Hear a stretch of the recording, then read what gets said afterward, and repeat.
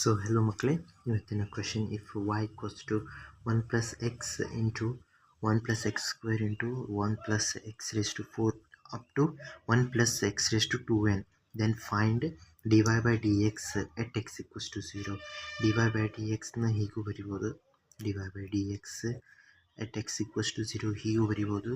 ಏನು ಜಾಸ್ತಿ ಡಿಫ್ರೆನ್ಸ್ ಏನೂ ಇಲ್ಲ, ಸೇಮ್ ಇದೆ ಎರಡು. So first of all dy by dx ಹುಡ್ಕೋಣ.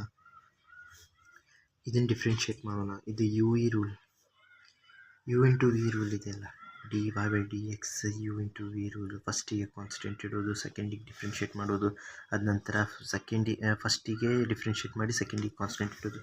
ಅದೇ ರೀತಿಯಲ್ಲಿ ಎಲ್ಲ ಮಾಡೋದು. ಫಸ್ಟಿಗೆ ಇದನ್ನು ಡಿಫ್ರೆನ್ಷಿಯೇಟ್ ಮಾಡಿದರೆ 1 ಆಗುತ್ತೆ. ಇದಾದಮೇಲೆ ಇದರ ಡಿಫ್ರೆನ್ಸಿಯೇಷನ್ ಇದರದ್ದು ಹಾಗೆ ಕಾನ್ಸ್ಟೆಂಟ್ ಇಡಬೇಕು.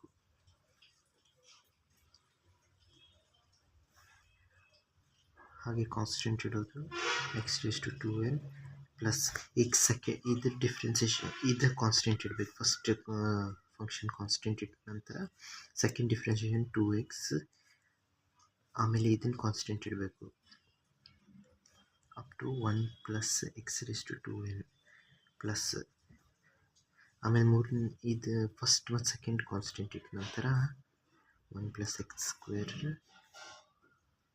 into 4x raised to 3 1 plus x raised to 2n. ಇದು ಹಾಗೆ ಕಂಟಿನ್ಯೂಸ್ ಆಗಿ ನಡೀತಾ ಇರುತ್ತೆ. ಇವಾಗ ಎಕ್ಸ್ ಈಕ್ವಲ್ಸ್ ಟು 0 ಹಾಕಿದ ನಂತರ ನೋಡಿರಿ, ಇದು 0 ಆಗುತ್ತೆ, ಇದು 0 ಆಗುತ್ತೆ, ಇದು 0 ಆಗುತ್ತೆ, ಇದು 0 ಆಗುತ್ತೆ. ಆಮೇಲೆ ಈ ಟೋಟಲ್ ಟರ್ಮ್ನಲ್ಲಿ ಎಕ್ಸ್ ಮಲ್ಟಿಪ್ಲೈ ಇರೋದ್ರಿಂದ ಟೋಟಲ್ಲಿ 0 ಆಗುತ್ತೆ. ಸೊ ಎಲ್ಲ ಟರ್ಮ್ 0 ಆಗ್ತಾ ಹೋಗ್ತಾ ಇದೆ. ಇದ್ರ ನೆಕ್ಸ್ಟ್ ಟರ್ಮ್ 0 ಆಗುತ್ತೆ, ಇದ್ರ ನೆಕ್ಸ್ಟ್ ಟರ್ಮು 0 ಆಗುತ್ತೆ. ಸೊ ನಮಗೆ ಉಳಿಯೋದು ಒಂದೇ, ಇದಿಷ್ಟೇ ಉಳಿಯೋದು. ಹೇಗಂದರೆ 1 ಉಳಿಯುತ್ತೆ, ಇದರೊಳಗೆ 1 ಉಳಿಯುತ್ತೆ, ಇದರೊಳಗೆ 1 ಉಳಿಯುತ್ತೆ, ಅಪ್ ಟು 1 ಉಳಿಯೋದು. ಯಾಕಂದರೆ ಎಕ್ಸ್ ರೆಸ್ಟು 2n 0 ಆಗುತ್ತೆ. ಸೊ ಲಾಸ್ಟಿಗೆ ಆನ್ಸರ್ ಇದು d y by d x at x equals to 0 equals to 1. Maximum ಮಕ್ಕಳು ಇದನ್ನು ನೋಡಿದ ನಂತರ ಬಿಟ್ಟು ಹೋಗ್ತಾರೆ. ದಯವಿಟ್ಟು ಇದನ್ನು ಕರೆಕ್ಟಾಗಿ ಸಿಂಪ್ಲಿಫೈ ಮಾಡಿ, ಹೀಗೇನಾದರೂ ದೊಡ್ಡದು ಕಾಣಿಸಿದ್ರೆ ಒಂದು ಸ್ಟೆಪ್ನಲ್ಲಿ ಡಿಫ್ರೆನ್ಸಿಯೇಟ್ ಮಾಡಿ ನೋಡಿ ಒಂದು ಸಲ. ಎಲ್ಲಾದರೂ ಒಂದು 0 ಆದರೆ, ಎಲ್ಲಾದರೂ 1 ಆದರೆ ಅದು ಆನ್ಸರ್ ಸಿಂಪ್ಲಿಫೈ ಆಗಿ 1 ಇಲ್ಲಾಂದರೆ 0 ಫಾರ್ಮ್ನಲ್ಲಿ ಬಂದೇ ಬರುತ್ತೆ. Thanks for watching.